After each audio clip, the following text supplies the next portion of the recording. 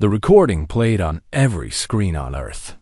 Every television channel, every computer, every phone showed the same thing. The Great Chamber of the Galactic Council. The alien delegates on their floating platforms. And Ambassador Daniel Hartley standing alone in the center.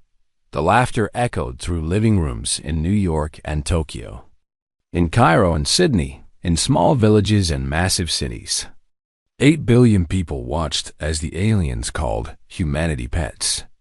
8 billion people saw their representative humiliated before the entire galaxy. In Washington, President Margaret Cole sat at the head of a long table in a room deep underground.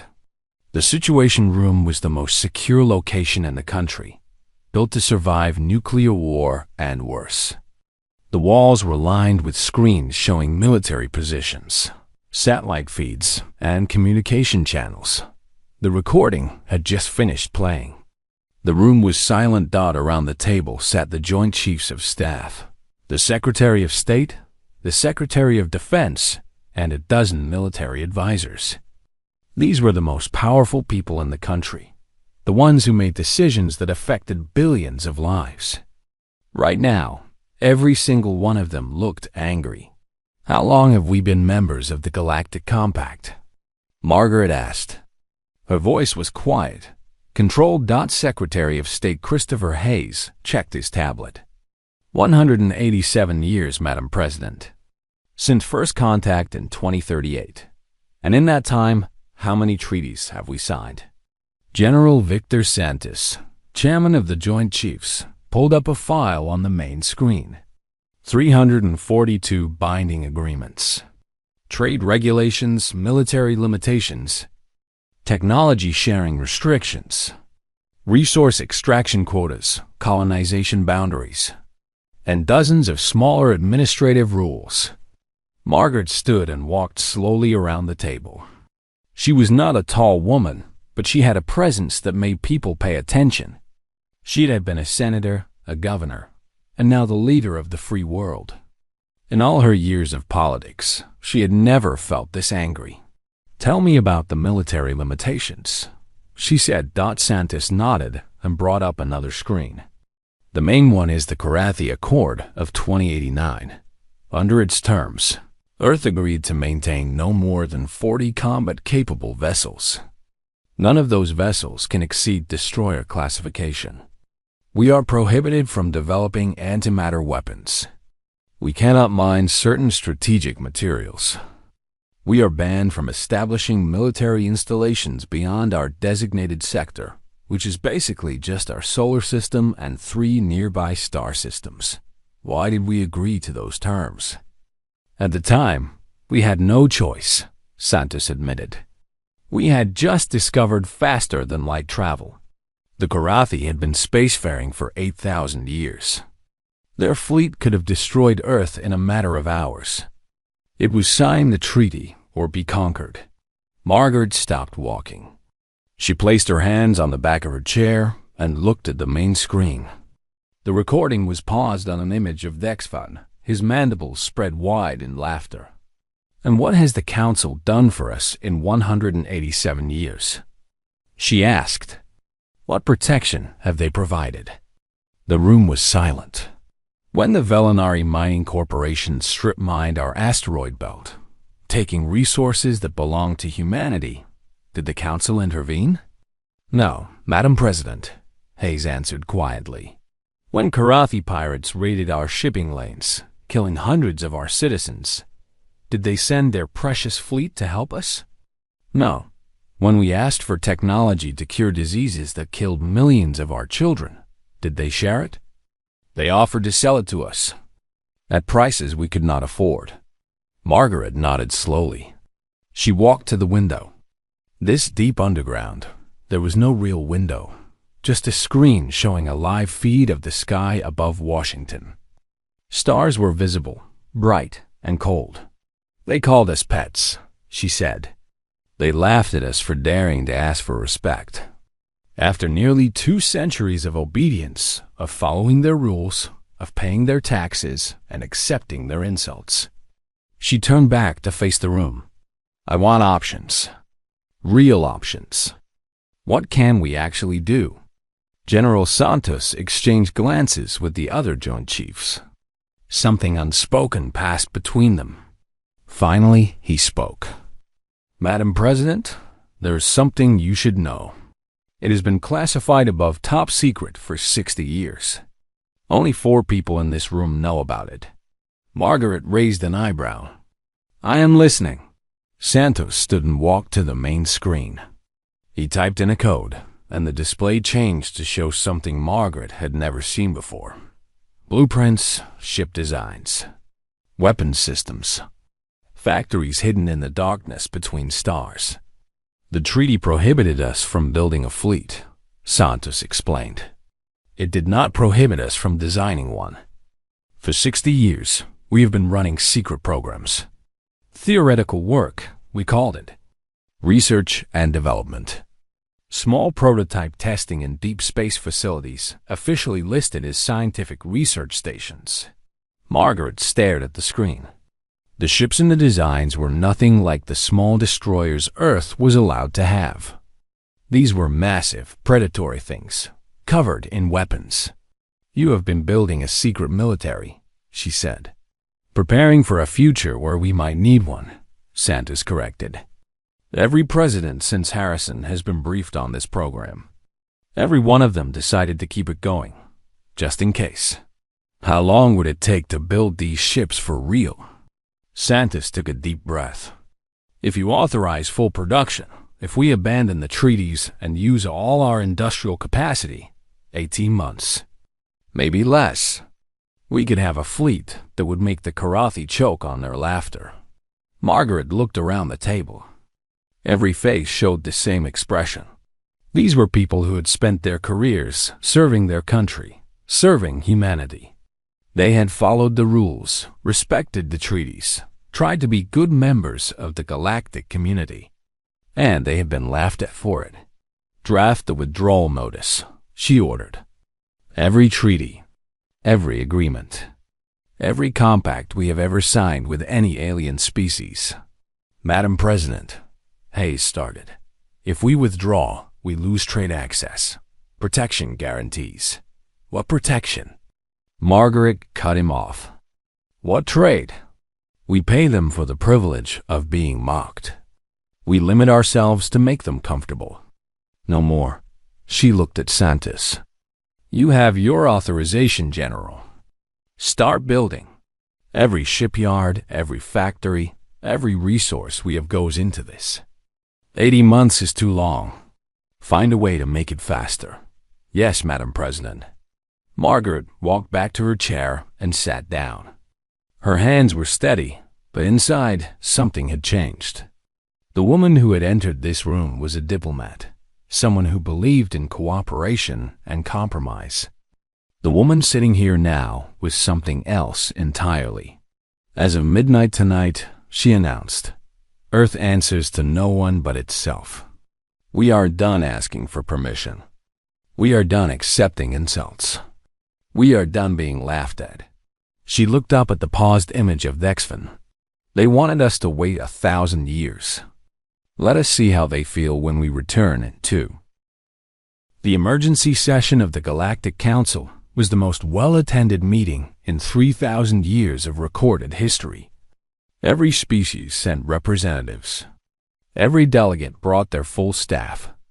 Advisors, translators, military attaches, and bodyguards filled the great chamber until there was barely room to move. Above them, visible through the transparent dome of the council station, human warships hung motionless in space. Hundreds of them, arranged in perfect formation, weapons dark but clearly ready. The massive flagship loomed at the center, a constant reminder of what the humans had become. The usual floating platforms had been lowered to ground level. No one would be looking down on anyone today. The delegates stood in a loose circle around the central stage, watching and waiting. Daniel Hartley walked into the chamber alone. He wore a simple dark suit, no military uniform, no obvious symbols of rank or power. He did not need them. Everyone in the room knew exactly who he was and what he represented. He stepped onto the central stage, The same place where he had been humiliated 2 years ago. The same place where his request for respect had been met with laughter. He looked around at the alien faces, meeting every set of eyes. 2 years ago, I came to this chamber asking for respect, he began. His voice was quiet, but it carried through the silent room. You gave me ridicule.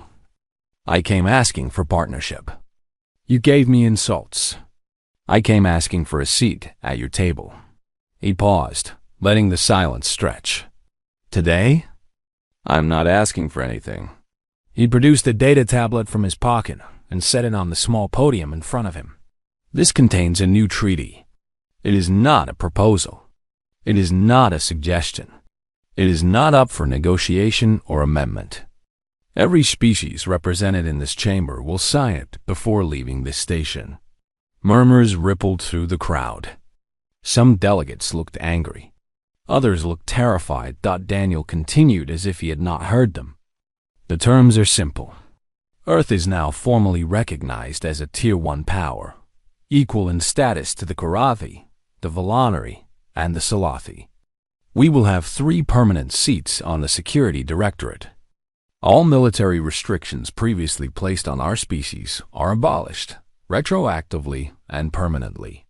The tariffs levied on our trade routes are nullified. The colonies you claimed were outside our designated sector are recognized as human territory. This is outrageous, Councillor Yearn interrupted, pushing forward through the crowd. You cannot simply dictate terms to the entire galaxy. We have laws. We have procedures. We have Councillor Yearn. Admiral Lisa Chun's voice cut through the chamber speakers. Everyone looked up instinctively, as if expecting to see her face on one of the screens. I have 47 antimatter warheads currently targeted at your homeworld's power grid. 47 more aimed at your species' main agricultural continent. I would encourage you to let the ambassador finish speaking. Erin's many eyes went wide. She stepped back into the crowd without another word. Daniel waited until the room was silent again before continuing. I understand that this feels unfair. I understand that you are used to being the ones who make demands and dictate terms. For 3,000 years, you have ruled this galaxy according to your own rules, and anyone who disagreed was either conquered or ignored. He stepped down from the podium and walked among the delegates. They parted before him like water. But here is the thing about rules. They only work when everyone agrees to follow them. And you broke your own rules when you decided that humanity did not deserve basic respect. You broke them when you laughed at us. You broke them when you called us pets and children and told us to wait 1,000 years. He stopped in front of Dexvan. The High Counselor's mandibles were clenched tight, his claws gripping his staff until the metal bent. We are not here to destroy you, Daniel said. We are not here to conquer your worlds or enslave your people. We could. Admiral Chun has the firepower to glass every planet in this chamber's territory. The 4th Fleet is currently positioned at the edge of Velonari space. The 5th Fleet is near the Salathi homeworld. If I gave the order, this entire section of the galaxy would burn. He turned away from Dexvan and addressed the whole chamber. But that is not what we want. That is not what we have ever wanted. All we ever asked for was respect, partnership, a place at the table where we could contribute and be heard. He walked back to the central stage. You could have given us that for free 2 years ago. You could have treated us as equals, helped us grow, welcomed us into the community of civilized species. Instead, you humiliated us. You forced us to take what should have been freely given. His voice softened slightly. But now that we have it, we intend to be different than you. Better. The old council was based on fear and domination. The strong preyed on the weak. The powerful made rules that benefited only themselves. That ends today. He picked up the data tablet. Under this new treaty, every species in this chamber will have a voice. Every grievance will be heard. The strong will not be allowed to prey on the weak, Because if they try, humanity will be there to stop them. We did not build this fleet to rule the galaxy. We built it to make sure no one else can rule it either. He held out the tablet. You have a choice. Sign this treaty and help us build something better than the galaxy you created. Work with us to establish real justice, real equality, real partnership between all species. Or refuse and see what happens when humans stop being polite. The chamber was completely silent. Every delegate stared at Daniel, at the tablet in his hand, at the warships visible through the dome above. High Counselor Dexvam was the first to move. He walked forward slowly, his body language showing defeat in every line. He took the tablet from Daniel's hand. If we sign this, he said quietly, what guarantee do we have that humanity will not simply destroy us anyway? What is to stop you from using your power to do exactly what we did? Daniel met his eyes. Because despite everything you did to us, we are not you. We remember what it felt like to be helpless, to be mocked, to be dismissed as worthless. We will never forget that feeling. And we will never make another species feel that way. He gestured to the fleet above. Those ships exist because you forced us to build them. But their purpose is not conquest. Their purpose is protection. We will use them to ensure that no species, no matter how weak, is ever treated the way you treated us. Dexman stared at him for a long moment. Then, slowly, he pressed his claw to the tablet, leaving his genetic signature. His agreement. One by one, the other delegates came forward. The Volunari, the Salafi, the Mendari, and a dozen other species. Some signed quickly, eager to get it over with. Others hesitated, but in the end, they all made the same choice. When the last signature was recorded, Daniel looked around the chamber. Every face showed something different. Fear, resentment, grudging respect, hope. This is the beginning of a new era, he said. Not an easy one. There will be difficulties. There will be disagreements. There will be species who test the limits of the new order. But humanity will be here. We will hold the line. We will ensure that justice is done. He turned and walked toward the exit, then stopped and looked back one more time. You told us to wait 1,000 years. You told us we were children. But children grow up. And sometimes they grow up to be stronger than their parents ever imagined. He smiled, and this time there was warmth in it. Welcome to the new galaxy. We look forward to working with you. He walked out of the chamber. Behind him, the delegates stood in silence, looking up at the fleet that had changed everything. Looking at a future they had never expected. On the flagship, Admiral Chun watched the proceedings on her screen. She allowed herself a small smile. Navigation, she said. Plot a course for Earth. It is time to go home. The great ship turned slowly, and the fleet began to move. They had come to the council as conquerors, but they were leaving as something else entirely. Protectors, leaders, partners. The humans had finally earned their place at the table. They intended to make it count. The Great Hall of Concord Station was the largest structure ever built by intelligent life. It floated at the center of the galaxy, where 912 species gathered to decide the fate of worlds. For 12,000 years, this council had kept peace among the stars.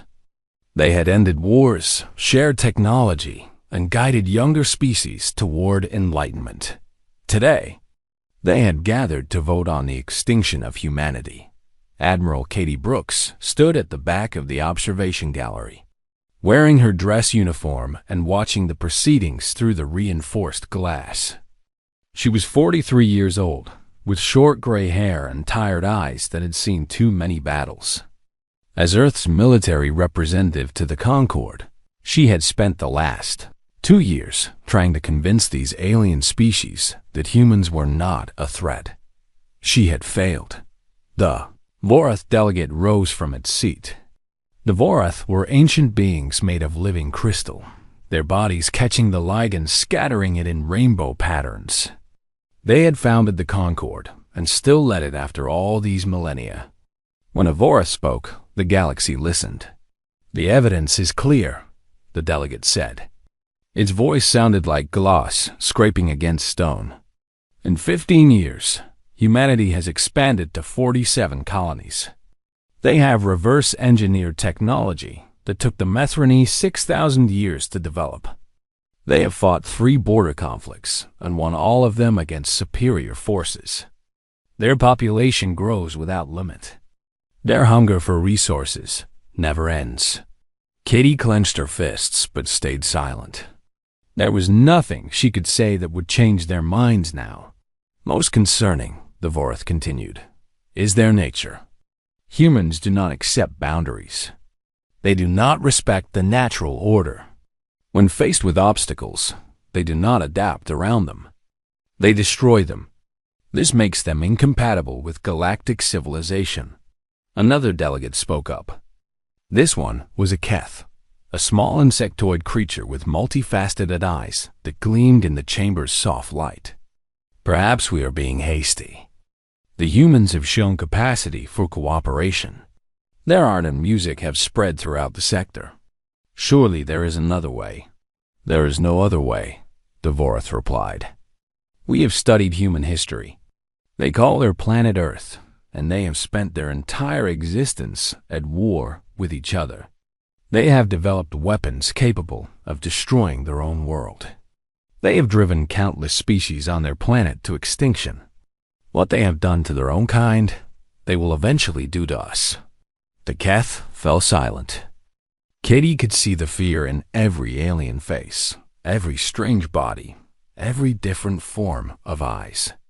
They were afraid of humanity, not because humans were cruel or evil, but because humans were unpredictable. The galaxy had run on the same rules for 12,000 years, and humans did not follow rules. "We will now vote," the Vorath announced.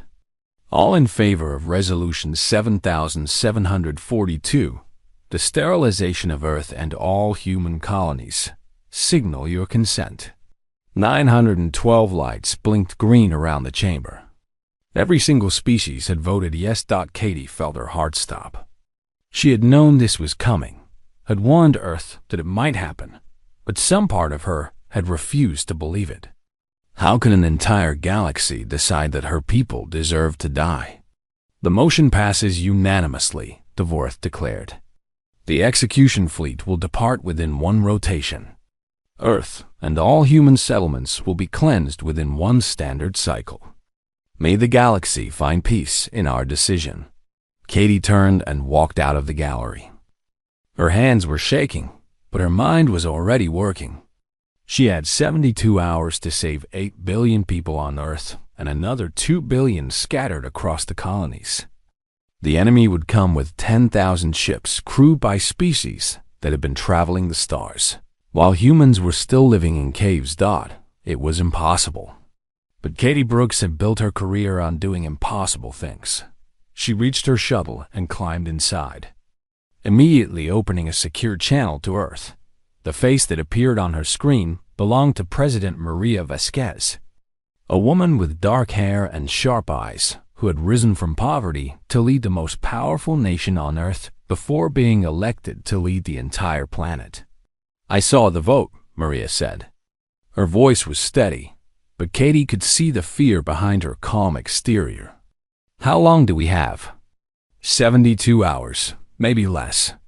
They are sending everything they have. 10,000 ships, maybe more."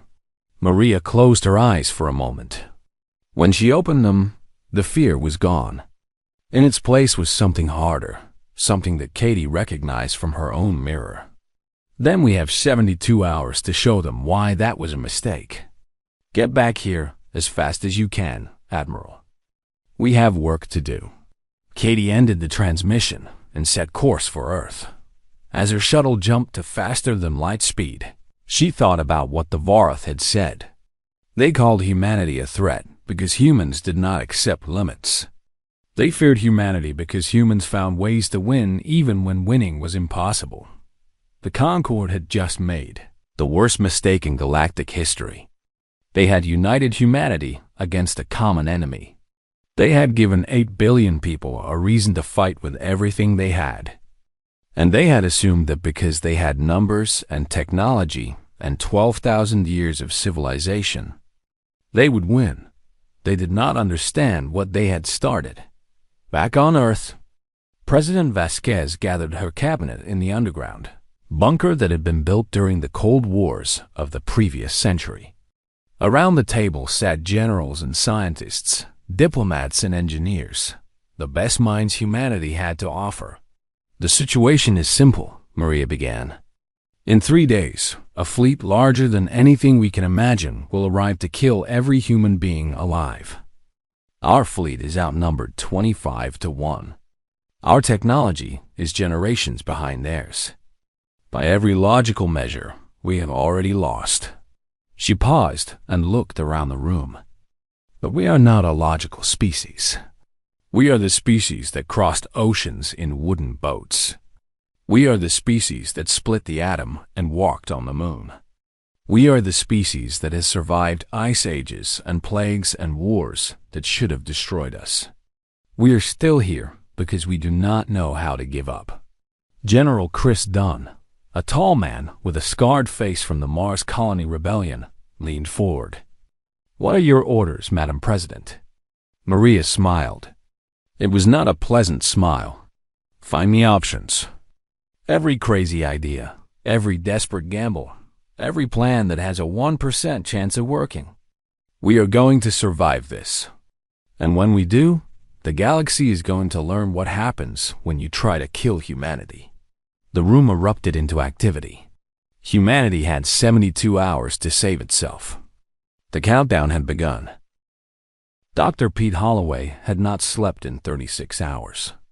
His eyes burned and his hands trembled from too much coffee, but he could not stop working. In a laboratory aboard the Starship Endurance, he stood before a holographic display showing the approaching enemy fleet.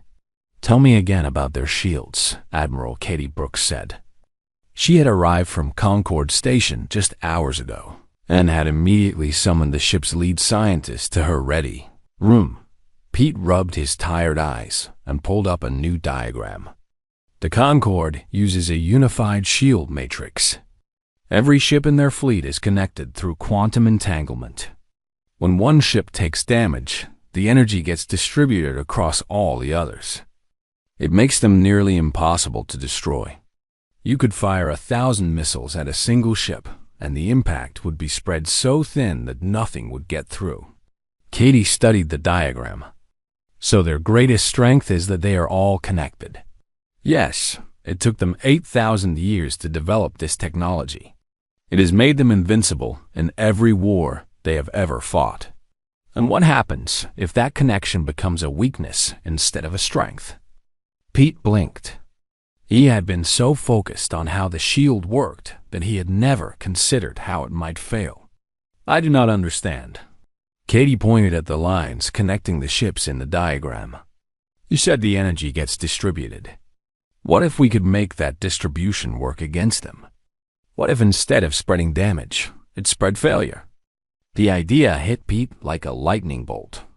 His exhaustion vanished as his mind raced through the possibilities. A feedback loop. If we could introduce a surge into the system, it would cascade through every ship at once. Their shields would not just weaken.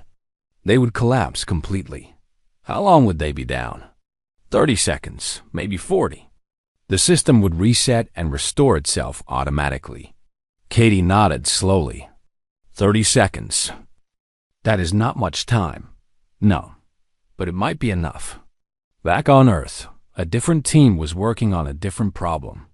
In a bunker beneath the Kansas plains, Dr. Nate Simmons led a group of engineers who had been given an impossible task. They had to build a quantum feedback generator in less than 3 days using parts stripped from civilian equipment. "This is insane," said one of the younger engineers. "We do not even have the right components. Half of this stuff came from hospital scanners and communication satellites." Nate looked up from his work. He was a small man with thick glasses and oil stains on his shirt. The Concorde has spent thousands of years perfecting their technology. They have had so long to refine it that they have forgotten how to improvise. We do not have that problem. He held up a piece of circuit board that looked like it had been torn from a kitchen appliance. Do you know what this is? It is a temperature regulator from a home heating system. And with the right modifications, it can interface with alien shield technology. The Concorde would never think to use something so simple because they have forgotten that simple solutions can work. The engineer shook his head in disbelief. And you really think this will work? I think we have no choice but to make it work. So let us stop talking and start building. Meanwhile, Admiral Brooks was implementing the other half of the plan. The Endurance and her escort fleet had left Earth's orbit and were heading toward the outer edge of the solar system. To anyone watching, it looked like they were running away. Commander Danny Reyes stood beside Katie on the bridge, watching the sensor display. The Concorde's fastest ships are breaking formation to chase us. About 200 vessels. Good. Let them chase us into the asteroid belt. Danny frowned. The belt is a mess. Thousands of rocks tumbling through space in random patterns. Navigation will be a nightmare. For them, yes. But we have been mining that belt for 50 years. We know every rock, every gap, every dangerous zone. Katie allowed herself a small smile. And we have been preparing for this day longer than anyone knows. The truth was that humanity had always known this moment might come. From the first day humans discovered they were not alone in the universe, their leaders had prepared for the worst. Secret programs had been running for years, hidden from the Concorde's watchful eyes. Weapons had been developed. Plans had been made. Earth had hoped they would never need to use them. Now they had no choice. The Endurance led the pursuing Concorde ships into the asteroid belt. Katie watched as the alien vessels struggled to navigate the tumbling rocks, while her own ships moved through them with practiced ease. Human pilots had been flying these routes for decades. They knew the patterns, the safe passages, the hidden dangers. They are spreading out to surround us, Danny reported. They think they have us trapped. Let them think that. Are the charges ready? All 1,000 of them. Mining teams placed them over the last 10 years. The Concorde never suspected a thing. Katie took a deep breath. This was the moment. Once she gave the order, there would be no going back. Humanity would be openly at war with the entire galaxy. But they were already at war. The Concorde had declared it when they voted to destroy Earth. All Katie was doing was fighting back. Detonate the charges, she ordered, across the asteroid belt. Fusion bombs that had been hidden inside 1,000 different rocks exploded at the same moment. The belt became a storm of fire and shrapnel. Asteroids that had been floating peacefully for millions of years suddenly became deadly weapons, breaking apart and sending fragments in every direction at incredible speeds. The Concorde shields could handle normal asteroid impacts. They were designed to deflect small objects and absorb minor collisions. But they were not designed for this. Millions of fragments hit them from every angle at once. Shields that had never failed began to flicker and fail. 18 enemy ships died in the first 10 seconds. Their hulls cracked open and their crews spilled into the vacuum of space. 40 more ships suffered critical damage, their engines failing and their weapons going dark. The survivors fled back toward the main fleet, broadcasting warnings about human treachery and impossible tactics. On the bridge of the Endurance, the crew erupted in cheers. They had won the first battle. They had proven that the Concorde could be hurt, but Katie did not celebrate. She watched the sensor display showing the main enemy fleet still approaching, still outnumbering them by impossible odds. The victory in the asteroid belt had bought them time, but it had also shown the Concorde what humanity was capable of. the next battle would be harder. The enemy would be prepared. And there were still more than 9,000 ships coming to destroy everything Katie loved. Set course back to Earth, she ordered quietly. We have a lot more work to do. The battle for Earth lasted 6 more hours. When it finally ended, the space around the blue planet was filled with wreckage from both fleets. Less than 1,000 Concorde ships survived to retreat. Over 9,000 alien vessels drifted as burning tombs, monuments to a war that should never have been fought. The human fleet had been reduced to less than 100 operational ships. Over 5,000 men and women had given their lives to protect their world. Among the survivors was the tiny ship called Sparrow, its hull scarred but intact, piloted by a woman who had been willing to die for a planet she would never see the same way again. On Earth, people emerged from shelters and bunkers to look up at a sky filled with stars and debris. They had survived. Against all odds, against the united might of an entire galaxy, humanity had survived. But Admiral Katie Brooks knew that survival was only the first step. The Concorde still existed. 900 species still feared humanity. The war could continue for decades, grinding both sides down until nothing remained but ashes and regret. There had to be another way.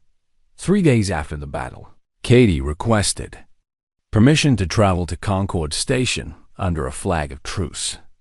President Vasquez granted it immediately, understanding what Katie meant to do. The Admiral boarded a shuttle alone and made the journey to the Great Hall where humanity's death had been decreed. The chamber that had held representatives from 912 species now felt empty. Many races had lost their entire delegations in the battle. Others had sent junior members to replace those who had died. The Vorath representative was new, younger than Vexwrath, and less certain of its place in the universe. Katie walked to the center of the chamber and looked up at the gathered aliens. She saw fear in their faces, hatred in some, confusion in others. They did not understand why she was here. They expected demands, threats, or perhaps a declaration of war that would never end. You tried to kill us, Katie said simply. Her voice echoed through the silent hall. Every one of you voted to destroy my species. Men, women, children, people who had never done anything wrong. You decided they all deserved to die. Because you were afraid. She paused, letting the words sink in. You were afraid because we are different. We grow too fast. We fight too hard. We do not accept the rules that have governed this galaxy for 12,000 years. You looked at us and saw a threat to everything you had built. The Vorath representative shifted uncomfortably, but did not speak. By your own laws of war, you have lost, Katie continued. We have the right to take anything we want from you, your worlds, your technology, your existence. We could demand reparations that would bankrupt your civilizations for generations. We could occupy your planets and force you to live under human rule. She smiled, and the expression held no warmth. That is what you expected, is it not? That is why you voted to destroy us. Because you thought that was what we would do to you eventually. Katie reached into her pocket and pulled out a small device. She pressed a button and holographic displays appeared throughout the chamber. Schematics, equations, technical specifications, the complete sum of human innovation since the discovery of faster-than-light travel. This is everything, she said. Every weapon we developed, every technology we created, every secret that let us survive your attack, the quantum feedback generator, the planetary shields, the navigation algorithms that let our pilots fly through asteroid fields while yours crashed. All of it. The aliens stared at the displays in confusion. The Keth representative was the first to speak. You are sharing your military secrets with us? After we tried to destroy you? Yes. Why? Katie looked around the chamber, meeting the eyes of every species she could. Because I want you to understand something about humanity. We do not want to conquer you. We never did. We want to explore the stars and build homes and raise our families in peace. We want to learn from your cultures and share our own. We want to be part of something bigger than ourselves. She stepped closer to the Vorath representative. You were right about one thing. We do not accept limits. We see problems and we solve them. We face obstacles and we overcome them. But you were wrong about what that means. We do not destroy everything in our path. We make things better. The Vorath's crystalline body flickered with uncertain colors. And if we refuse your offer? If we rebuild our fleets and return to finish what we started? Then we will beat you again, Katie said calmly. And again. And again. As many times as it takes. We will never stop fighting for our survival. But I would rather skip that part and move on to the future we could build together. She gestured at the floating schematics. Imagine what we could accomplish if we worked as partners instead of enemies. Your knowledge, our creativity, your resources, our drive. 900 species, including humanity, working together to explore the unknown and solve problems that none of us could solve alone. The chamber was silent. Katie could see the conflict on alien faces as ancient fears warred with new possibilities. The vote to destroy humanity had been unanimous because every species shared the same terror of the unpredictable newcomers.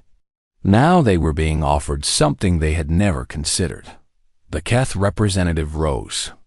My people voted for extinction because we believed humanity could not coexist with other species. We were wrong. I propose a new vote. Not on destruction, but on partnership. One by one, other representatives stood. The Methrony, who had lost 3,000 engineers in the battle, rose to speak in favor of cooperation. The Korth, whose warrior culture had been humiliated by human tactics, rose to acknowledge that they had found a worthy ally. Even species that had lost entire fleets voted to accept humanity's offer. The final count was 894 in favor, 18 opposed. The opponents were given the choice to abstain from the new alliance, and all of them chose to wait and see what would happen. For the first time in galactic history, humanity was recognized as an equal member of the Concord. 1 year later, Admiral Katie Brooks stood on the observation deck of Unity Station, a new structure built in orbit around Earth with the help of 100 different species. Through the window, she could see ships from dozens of civilizations arriving and departing, carrying traders and scientists and diplomats on missions that would have been impossible before the war. Danny Reyes, now an admiral himself, stood beside her. Amy Torres had received the highest honors humanity could bestow and now commanded her own ship, exploring regions of space that no human had ever seen. Dr. Pete Holloway led a research team that included Methrony engineers and Vorath theorists, pushing the boundaries of what was possible. Hard to believe how much has changed, Danny said quietly. Katie nodded. A year ago, the galaxy wanted us dead. Now we are building a future together. Do you think it will last? Katie thought about the question. The old fears had not disappeared entirely. There were still species who distrusted humanity, still voices calling for isolation and conflict. The path ahead would be difficult, but she remembered what she had told the Concord in that great hall. Humanity did not accept limits. They saw problems and solved them. They faced obstacles and overcame them. It will last, she said with certainty, because we will make it last. That is what we do. She watched a fleet of ships pass by, human and alien vessels flying in formation toward the unknown.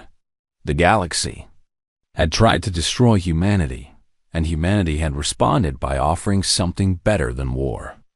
Not because they were weak, but because they were strong enough to imagine a different future. The Concord had learned something important about humanity in the fires of battle. They had learned that humans would fight to the last breath for what they believed in. But more importantly, They had learned that what humans believed in was not conquest or domination, that it was hope.